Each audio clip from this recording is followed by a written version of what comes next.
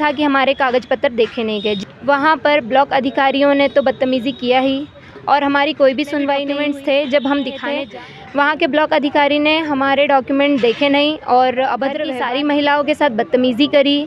नमस्कार, मेरा नाम आनंद कुमार गुप्ता हुआ और आप देख रहे हैं एक्स मीडिया लाइव। जैसे कि एक मामला आपको देखा होगा पहले भी कि एक ज़मीनी विवाद में, और हमारे साथ शिवानी जी बैठी हुई हैं। ये ज़मीनी विवाद को लेके जाती हैं पुलिस स्टेशन एफआईआर फाइल कराने के लिए, बट इनके साथ बदतमीजी होता है। आइए पूरा मामला क्या है हम इनके मुंह से जानते हैं और वहाँ पे क्या हुआ ये पूरी अपनी भाषा में क्लियरली बताएंगी। तो जानवी जी, आप शिवानी जी, आपके साथ क्या हुआ? सबसे पहले तो मैं आप सभी को नमस्कार कहना चाहती हूँ। मैं शिवानी चौहान बात कर रही हूँ। मैं एक ज़मीन विवाद को लेकर के, जो हमारा पुश्तैनी ज़मीन है, उस विषय को लेकर के जब मैं पिपरा थाना गई थी, मैं और एक मेरी सिस्टर है जानवी कुमारी, वो जो छोटी है, आज वो यहाँ पे उपस्थित नहीं है क्योंकि उसका एग्ज़ाम है। वो जब ज़मीन विवाद को लेकर के पापा के साथ गई थी, वहाँ पर ब्लॉक अधिकारियों ने तो बदतमीज़ी किया ही, और हमारी कोई भी सुनवाई नहीं हुई। सुनवाई न करने का रीज़न ये था कि हमारे कागज़ पत्र देखे नहीं गए। जितने भी डॉक्यूमेंट्स थे, जब हम दिखाने जा रहे थे, वहाँ के ब्लॉक अधिकारी ने हमारे डॉक्यूमेंट देखे नहीं और अभद्र व्यवहार किया। घर की सारी महिलाओं के साथ बदतमीज़ी करी और कहा गया कि जिसने खेत जोता है वो उसी का हो गया है। इसी विषय को लेकर के जब हम सीओ ब्लॉक अधिकारी के ख़िलाफ़ जब हम आवेदन देने गए, तो ना उसकी सुनवाई हो रही है, और जो थर्ड पार्टी है, जो गोपनीय रूप से जो हमारी ज़मीन का डील कर रहा है, उसके ख़िलाफ़ जब हम एफआईआर लिखवाने के लिए पिपरा थाना पहुँचे, वहाँ पे वरिष्ठ अधिकारी जो थाना के इंचार्ज हैं, अनुज कुमार सिंह सर, उनसे मुलाकात भी हुई, उनसे बात भी हुआ। उनसे मैंने पहले पूछा, हो सकता है मेरे संज्ञान में ना हो, मैंने उनसे पूछा कि सर, जो गोपनीय रूप से हमारी ज़मीन का डील कर रहा है, क्या हम उनके ख़िलाफ़ एफआईआर लिखवा सकते हैं? सर ने साफ इनकार कर दिया। लास्ट 1 मंथ से हम रोज़ थाने का, हर 2 दिन के अंदर थाने का हम भ्रमण कर रहे हैं। वहाँ से हमें नकारा जा रहा है, कोई भी चीज़ पे एक्शन नहीं लिया जा रहा है। और पुलिस स्टेशन से स्पेशली अनुज कुमार सिंह सर, जो वहाँ के थाना अध्यक्ष है, उनके द्वारा ये स्टेटमेंट था कि एफआईआर नहीं होता है और ज़मीन विवाद के मैटर में पुलिस कोई कार्यवाही नहीं करता है।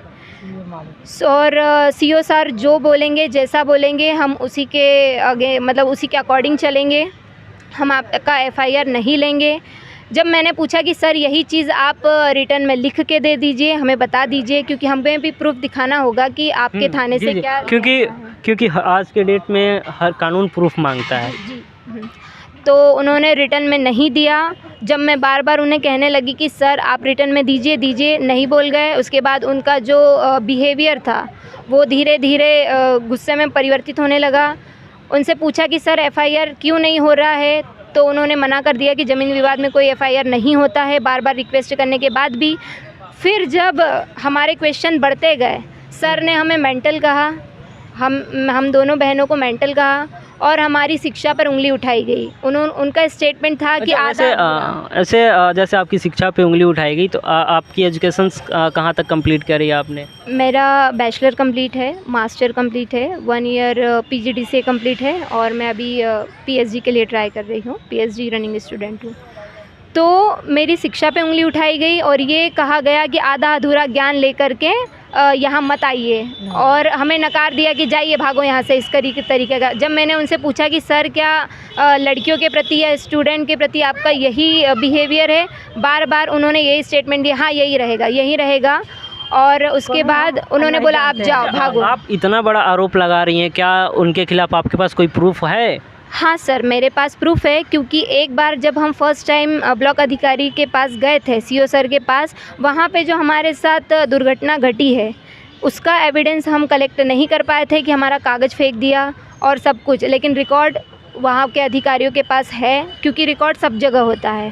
प्रशासन द्वारा हर क्षेत्र में, हर विभाग में कैमरे लगे होते हैं, सीसीटीवी कैमरे लगे हुए हैं, कैमरे लगे होते हैं। हाँ, थाना पे भी है। तो ब्लॉक अधिकारी ने जिस तरीके का स्टेटमेंट दिया था कि जिसने जोता खेत उसका है, विदाउट हमारे डॉक्यूमेंट के चेकिंग किए, तो सेकंड टाइम में तो हमें हमारी हक की लड़ाई लड़नी है, हमें आगे तक जाना है। तो विथ एविडेंस मैं सर के ख़िलाफ़ ये बोलना चाहूँगी, क्योंकि मैं सर के ख़िलाफ़ एविडेंस के साथ गई थी। अच्छा, तो यूँ कहा एविडेंस है। जो इनके पास एविडेंस है, मैं साइड में एक वीडियो क्लिप भी चलाऊँगा, आपको साइड में वीडियो क्लिप बीच बीच में दिखेगा भी कि इनके साथ किस तरीके से बदतमीज़ी हुई है और किस तरीके से व्यवहार किया गया है। ऐसे अगर हमारे माता बहनों के साथ अगर इस तरीके से अगर पुलिस स्टेशन के अंदर अगर कोई थाना इंचार्ज अगर इस तरीके से रवैया रखता है, तो आप ही बताइए कि कोई लड़की अपना कुछ भी दुख सुख लेकर या उसके साथ कुछ भी होता है तो कंप्लेन लिखाने कहाँ जाएगी।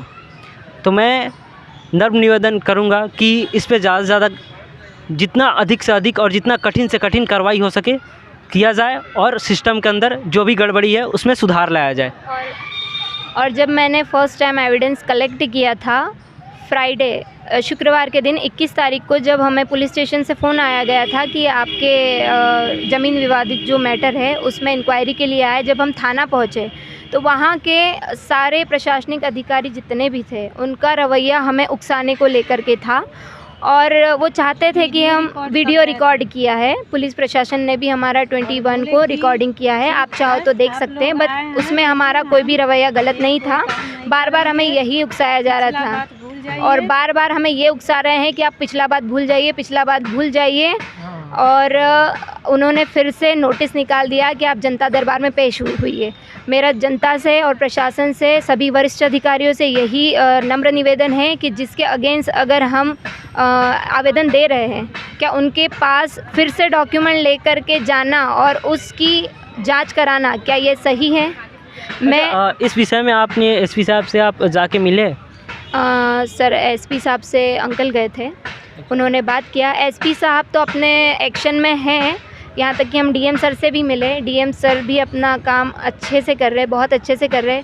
यहाँ से कोई भी चीज़ अगर वहाँ पे ट्रांसफ़र होती है तो वहाँ के जो प्रशासनिक लोग हैं, वहाँ के इंचार्ज है, वो उस चीज़ को निगलेक्ट कर रहे हैं। वो वहाँ से कार्रवाई नहीं हो रही है। हम यहाँ आ रहे हैं, यहाँ से बाकायदा कार्रवाई हो रही है, सारी चीज़ें जा रही है, बट वहाँ से कोई एक्शन नहीं है। वहाँ से ना हमारा एफआईआर हो रहा है, ना जो गोपनीय रूप से हमारी ज़मीन जायदाद को बेच रहा है उसके खिलाफ़ भी एफआईआर वो लोग नहीं लिख रहे हैं।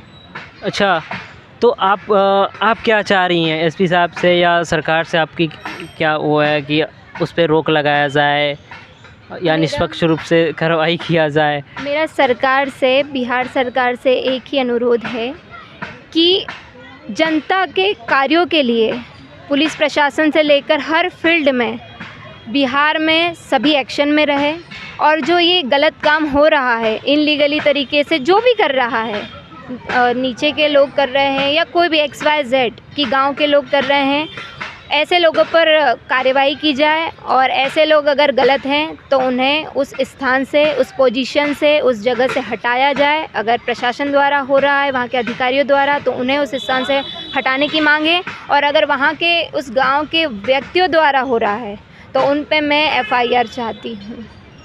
तो जैसे कि आप सभी लोग देख चुके होंगे, आप सुना भी होगा कि ऐसा क्यों हो रहा है और आप इस चीज़ को अच्छे से समझ रहे हैं, भली भांति आप इस चीज़ को समझ रहे हैं कि ऐसा क्यों होता है।